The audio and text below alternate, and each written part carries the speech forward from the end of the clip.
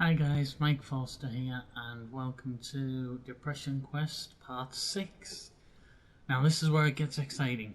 At the end of the last episode we had seen a therapist, which is probably the best thing we've done since we started this game. And we've now jumped forward a couple of days to Wednesday morning. And lately we've developed a nasty habit of waking up 10 to 20 minutes before your alarm rings, and unfortunately today is no exception.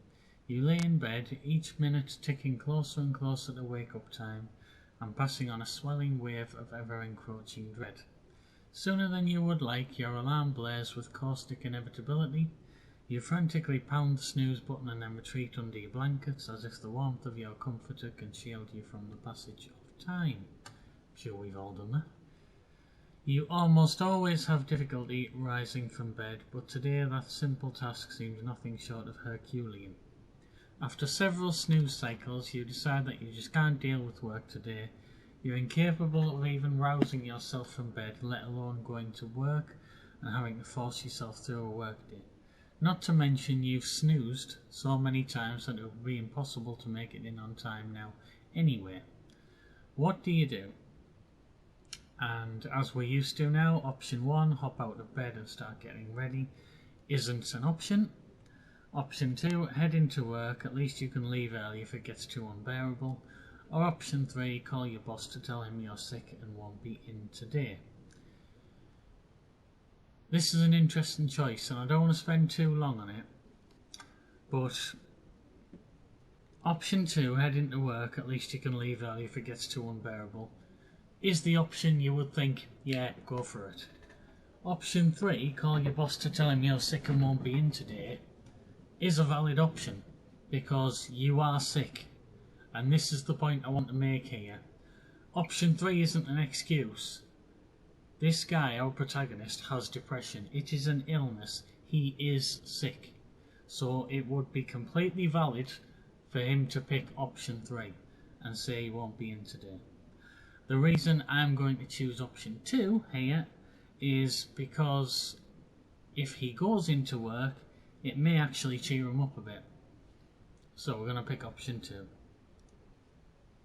In spite of the fact that your body is actively fighting you literally every step of the way, you've somehow managed to drag yourself out of bed and make your way into work. Surprisingly, you end up being about 5 minutes late and nobody seems to notice or care. Alright?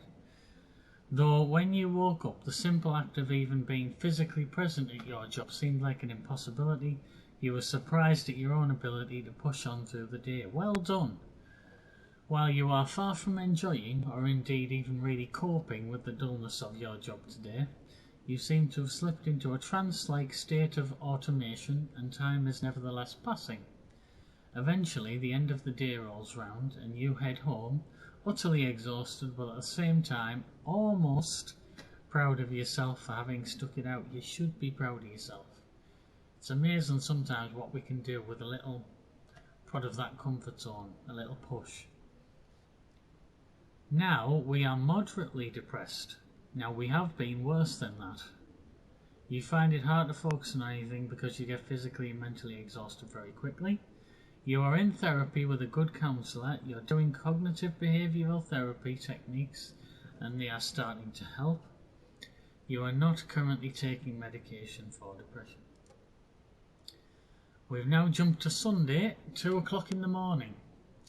You roll over to see, well actually 2 o'clock on a Monday because we have work in the morning.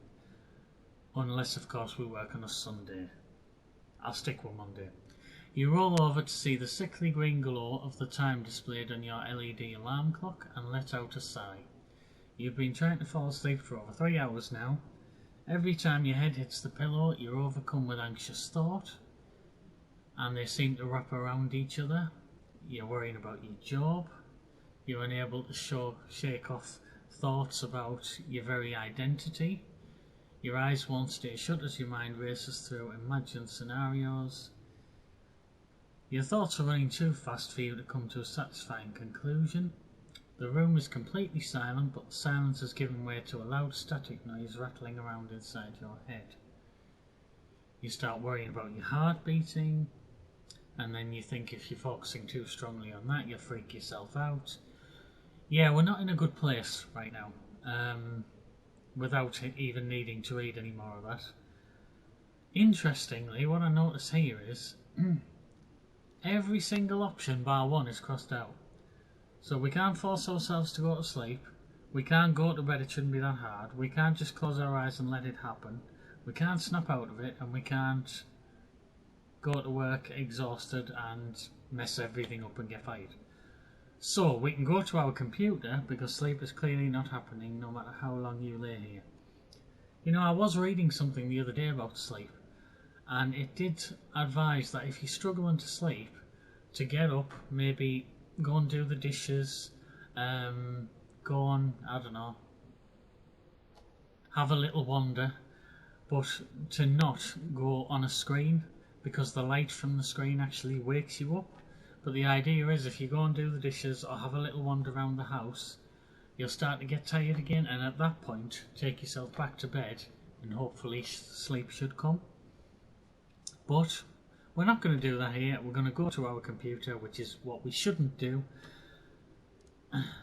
So you get out of bed and head to your desk. Laying in bed with nothing but your thoughts to keep you company makes you feel like you're going insane. I bet it does.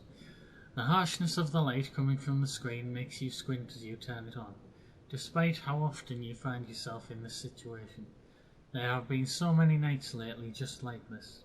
As you begin reading a new story, an online friend of yours IMs you. Attic, you're up late again, I see. Yeah, can't sleep. Again. Thinking too much again? You guessed it. Want to talk about it? You end up talking with Attic for quite some time about how you've been feeling. He's always been easy to talk to about personal matters, and the added security of talking online helps. Being able to rethink what you say as you type it out and check it before sending it helps you gather your thoughts, and you find it less intimidating in a way to type it all rather than say it out loud. I suppose that's the thing with face-to-face interaction, isn't it? Once you've said it, it's out. You can't go delete key, rewrite, re-say all of that. Attic, I don't want to be that guy who thinks they can diagnose something because I read a Wikipedia article. But it kinda sounds like you might have depression. You should talk to someone about that, like a doctor. Spot on, Attic, well done. Always get professional help. As much as, Attic's a great friend, and he's there to listen, he isn't medically trained. And when you have depression or any other mental illness, you need to talk to someone medically trained. I know I sound like a broken record here, but it's true. You pause. Are you really that transparent, or is it that you've gotten used to talking about your feelings at this point? We did speak to Amanda about our feelings, didn't we? Your insomnia makes you a little paranoid, but you shake it off. Attic, we can do some research and see if there's a good doctor near you. It's not like you're going back to sleep anyway anytime soon. Might as well do something while you're awake. So, our response, this is just a low night, I'm normally able to sleep and I don't have depression. We're not saying that, which is interesting, because we're no longer denying that we may have it. So we can say, no, that's okay, or option 3, actually I have talked to somebody about it.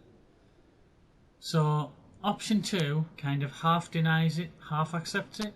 Option 3 is basically going, yeah, I've already talked to somebody about this, I may have depression. So I'm going to go option 3 because we started being open already. We need to carry on down that road of being open and honest. Notice how we are now depressed and not mildly depressed. So I think this section here, it shows you how quickly depression can change, how its severity can vary from one day to another. Attic replies, oh okay, I'm glad you're taking that step. I've heard it's not an easy one.